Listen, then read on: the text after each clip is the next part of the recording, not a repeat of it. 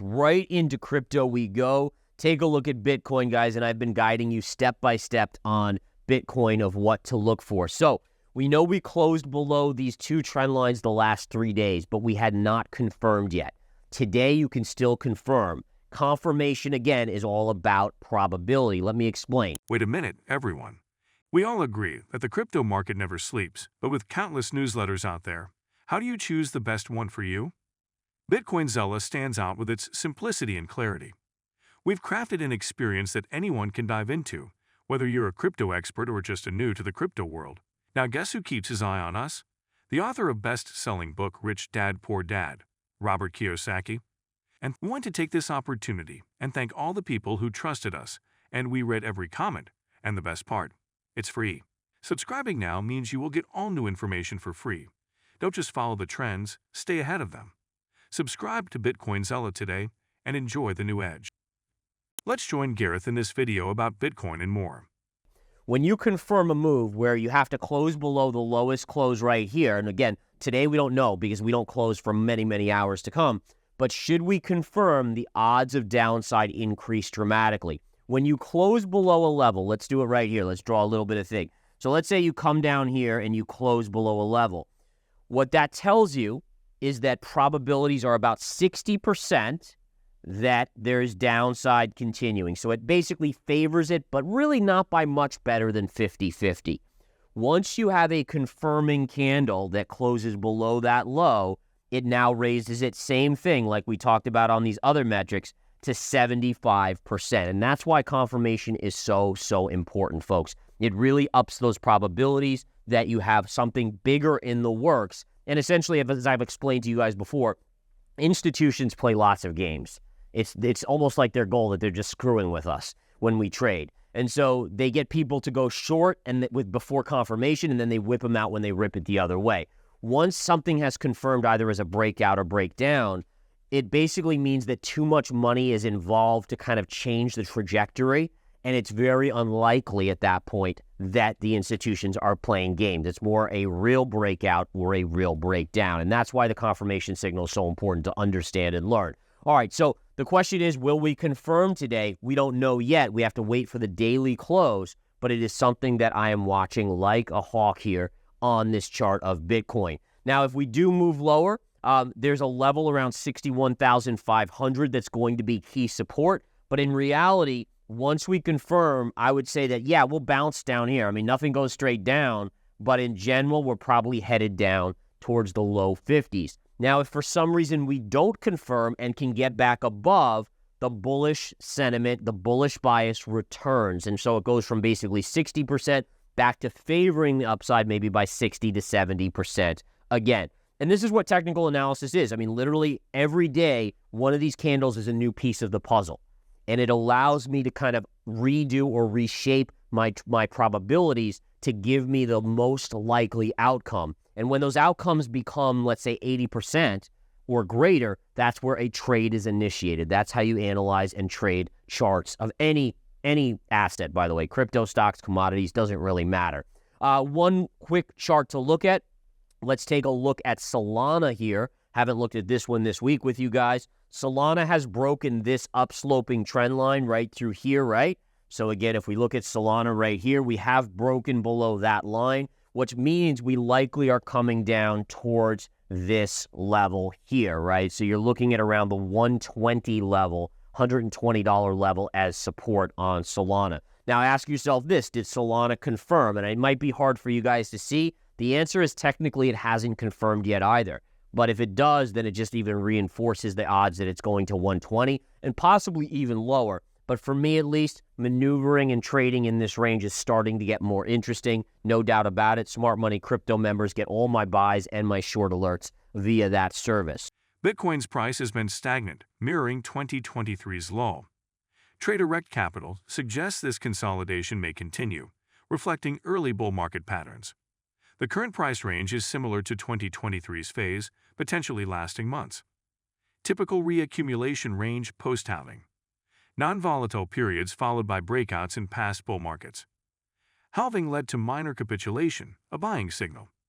Stagnation likely before a rally, advised to buy and hold now. Bitcoin ETF lost $139.98 million on June 20, with Grayscale and Fidelity leading the outflows. This trend is impacting Bitcoin's price. Significant outflows for Grayscale and Fidelity, with minor outflows for Bitwise, Bannock, and Invesco. A shares Bitcoin Trust saw a positive net inflow with a $565 million daily volume. Bitcoin ETF experienced $900 million in net outflows over the past week, the worst since mid-April. Despite price drops, Bitcoin's trading volume rose by 33.93%, indicating potential for a short-term rebound. Germany's large Bitcoin transfers to exchanges raise concerns about a price drop, coinciding with recent declines. Germany transferred large amounts of BTC to exchanges like Coinbase, Kraken, and Bitstamp. BTC seized by Saxon State Criminal Police from piracy site operators. Despite recent drops, a major impact is unlikely, echoing minimal effects from past U.S. government sales. Bitcoin trades at $63,682 amid ongoing market fluctuations. Gold actually did something very interesting yesterday. It closed above this downsloping trend line. Now, again, ask yourself, did it confirm? The answer is no. So again, you don't get too crazy about it. Like when something closes above, a lot of people will just like FOMO in. I don't do that because I've been burned too many times doing that and not waiting for confirmation. So I wait for confirmation and then I look for a bull flag. Right now we have a flat day on gold, so we don't know if it's going to confirm yet, but it's something that I will cover, obviously, in my nightly videos to Commodity Smart Money Commodity members. Looking at silver here real quick. Look at silver's channel. Yesterday we went right up there. Today it's getting rejected off that channel. We have short-term support right here, right? If that holds, great, then I think you can break out. If that doesn't hold, then you break down to the lower end here.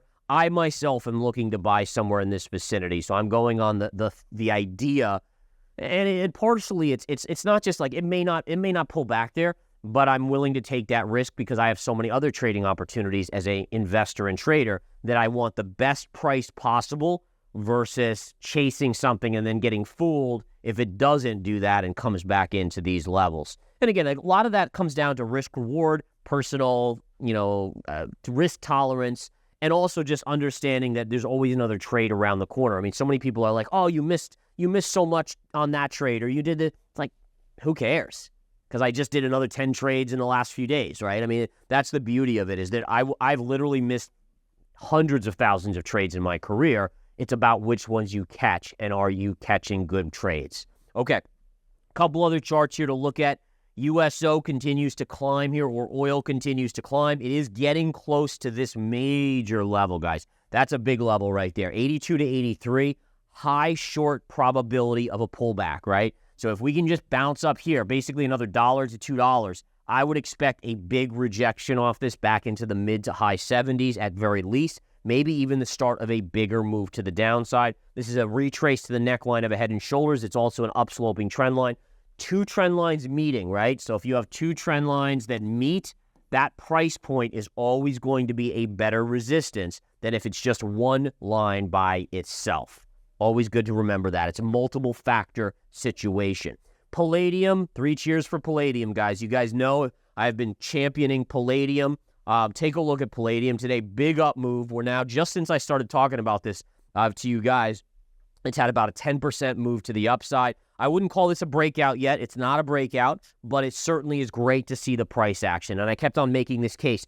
Platinum is 30 times rarer than gold. It's trading at literally levels that we haven't seen since 2016 to 2017. It's a dollar.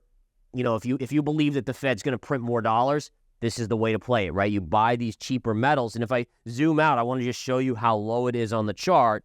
I mean, incredible where it was and how low it's been, right? It's all the way down in this range. So in any case, something to watch there. Now, just lastly, natural gas. Natural gas is upticking, but it did break this key level here. So we did close below, still no confirmation, but we're watching today. Does it confirm the breakdown? If it confirms the breakdown, we're going down here. And you guys know that I've said that I did think it was going to break here and eventually head down to the 250 marker on nat gas.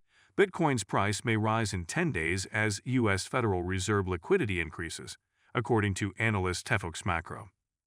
Analyst Tefox Macro predicts a BTC price rebound in 10 days, correlating with an expected rise in Fed liquidity.